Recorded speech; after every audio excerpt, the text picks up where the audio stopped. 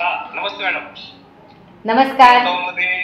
Lockdown मध्ये तुम्ही आमच्या कन्येला प्राप्तीला ऑनलाईन टीचिंग मध्ये जे अक्षर सुंदर काढण्याची जी कल्पना होती त्यातून आपली ओळख झाली आणि तिची हँडरायटिंग इतकी छान झाली की त्या हँडरायटिंगमुळे तुम्ही जे मोटिवेशन दिलं तिला ऑनलाईन असताना सुद्धा आपण काय करतो, आज आपल्याला असं वाटलं की ऑफलाईनच सगळे शिक्षक चांगली माहिती देतात, पण तसं नाही की ऑनलाईन तुमच्यासारख्या शिक्षकांनी इतकी छान माहिती दिली.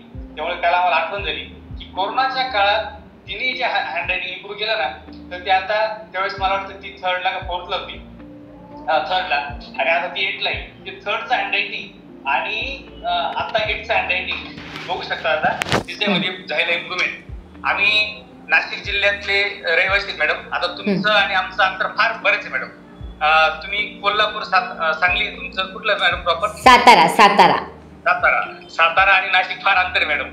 700 किलोमीटर अंतर आहे.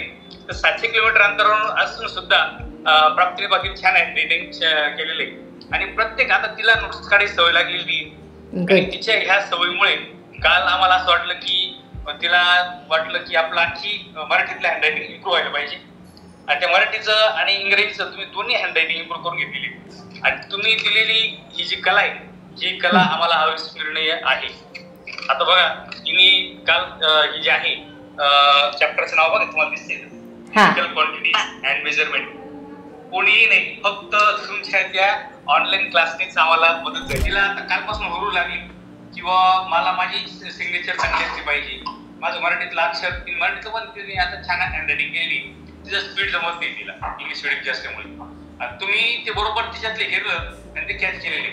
आता तिला पुढे जे आहे आणखी तिचं हँडरायटिंग इम्प्रूव्ह होण्यासाठी, आणि आता आमचा लहान आहे तो पहिलीला आहे, तर त्या पहिलीच्या मुलासाठी तुम्ही ऑनलाईन लेक्चर कसे घेणार काय त्याची माहिती पण द्या. आणि प्राप्तीला भविष्यात आता ती सगळं जे आहे ती 2 तास बोलू शकते, 3 तास बोलू शकते इंग्रजीमध्ये.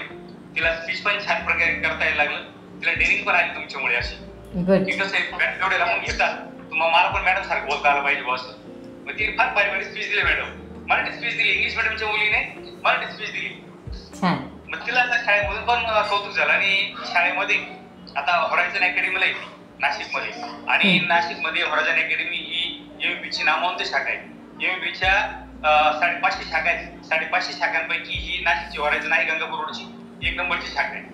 आणि त्या शाखेमध्ये दररोज तिला फळ्यावर लिहायला लावतात की म्हणजे जो परिपाठ असतो, तुमचा सुविचार असेल, मन असेल, सगळं इंग्रजीमधून मराठीतून. आणि टीचर सुद्धा शाळेमध्ये प्राप्ती इकडे आम्हाला हे तू कसं काय लिहिते ते तुला कुठं प्रॅक्टिस केली सांगत राहतात. जे तुमचं कौतुक करावं तेवढं कमीच व्हा. दोघांचं कौतुक आहे. जे कन्याचं पण कौतुक आहे आणि तुमचं पण कौतुक आहे. तिने सगळं फॉलो केलं, त्यामुळे तिचं पण भरपूर कौतुक आहे. आणि खूप लहान होती तेव्हा ती.